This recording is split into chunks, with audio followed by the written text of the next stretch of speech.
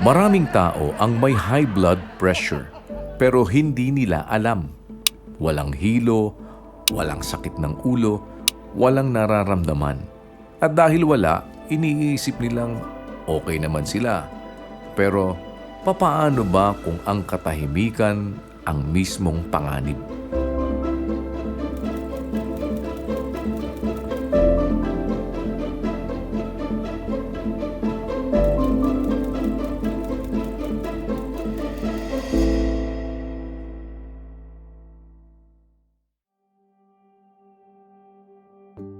Ang high blood pressure ay isa sa mga pinakatahimik na kondisyon. Hindi ito sumisigaw, hindi nagbibigay ng babala. Pero habang tahimik, may sinisirang unti-unti. Kapag wala ka pa pong nararamdaman, natural lang kung minsan iniisip, maayos pa. Pero alam niyo po, pag pinag-uusapan ng high blood pressure, hindi po natin proteksyon yung kawalan ng sintomas. Pakita po natin kung ano ang nangyayari kapag mayroong high blood pressure. Ganito po yung normal na daloy. Makikita ninyo, kung hindi pa masyadong malakas, normal pa lang ang daloy, nakikita nyo yung paglabas ng tubig. Kapag po tumataas na yung pressure, makikita natin,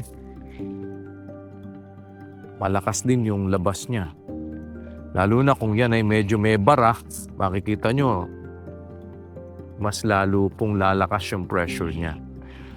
Sa una, maaaring wala pang pinsala doon sa ugat, kaya tuloy-tuloy na umaagos pa rin. Pero habang tumatagal po, lumurupok yung hose, numinipis at humihina. Ganyan din po yung nangyayari sa ugat.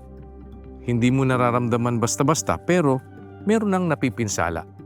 At kapag sumuko na ang ugat, tsaka palang lalabas ang problema. Pagka tumaas ang blood pressure mo, unti-unti niyang pinapatigas yung iyong arteries, yung walls ng iyong blood vessel, no? Kumakapal yan at saka nawawala na yung elasticity niya. So yung pressure doon, habang tumataas yan, distribute yan papunta sa vital organs mo na sinusuplayan niya, no? Kaya pag sa puso siya na tumaas, magkakos siya ng stroke, bleeding, no? Pagka tumaas naman sa kidney mo, nasisira yung filtering capacity ng kidney mo, yung glomerulus. Nagkakaroon ka ng kidney failure eventually. Ang matagal na high blood pressure ay nagdaragdag ng panganib ng stroke, sakit sa puso at kidney failure. At sa maraming kaso, unang sintomas ay ang malubhang komplikasyon. Bakit hindi ito napapansin? Dahil umaasa tayo sa pakiramdam. Kapag okay ang pakiramdam, akala natin okay ang lahat. Sangayon nga po sa mga eksperto, pag pinag-uusapan ng high blood pressure, hindi po sapat yung masagot lang natin yung tanong na may nararamdaman ba ako. Mas mahalaga po na itanong natin kung kumusta ba yung ating mga presyon. Yun ang mali. Kadalasan ayaw natin magpa-check up, iniisip natin okay pa tayo, maaring natatakot tayo, maaring nag-aalala tayo, baka hindi natin ma-afford. Pero maganda pa rin ang nagpapa-check, especially na pagka tayo ng 30 na, nag-check tayo ng blood pressure. Dati, mag-worry ka pagka 35 and above ka na eh. Pero sa tingin ko ngayon, at the age of 25, with the kind of lifestyle natin ngayon, at saka yung kakaibang pagkain natin ngayon, masyadong nakakakos ng high blood. Hindi lahat ng high blood pressure ay agad nangangailangan ng gamot. Pero lahat ay nangangailangan ng pansin. Regular na pagkuha ng blood pressure, bawasan ang sobrang alat at ultra-processed food. Gumalaw araw-araw, kahit simpleng lakad. Ayusin ang tulog at bawasan ang stress. Sundin ang payo ng doktor kung may iniinom na gamot.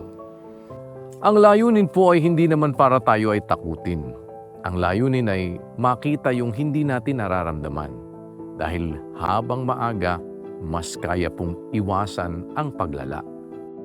Hindi lahat ng tahimik ay ligtas at hindi lahat ng walang sintomas ay nangangahulugang malusog. Sa high blood pressure, ang kaalaman ay isa sa mga proteksyon dahil ang pag-iwas sa malubhang sakit ay nagsisimula sa pagtingin sa hindi pa masakit.